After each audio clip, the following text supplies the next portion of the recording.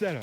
شريتي كليماتيزور صحة والراحة، ولكن خاصك تفادى ثلاثه ديال الاغلاط. بزاف ديال الناس كيشريو الكليماتيزور وما كيعرفوش يستغلوه مزيان، حيت ما كيعرفوش الطريقه ديال الاستعمال ديالو. تريكلي كليماتيزور على 13 دوغري وبرا كاينه 35، ماشي بلان هذا، حيت كدير ان شوك تيرميك، بالعربيه كتخلط شعبان مع رمضان وكيضربك البرد. يعني خاصك تريكليه بين 24 و 25 دوغري، الفرق ماكسيموم ديال 7 دوغري مقارنه مع الحراره الخارجيه.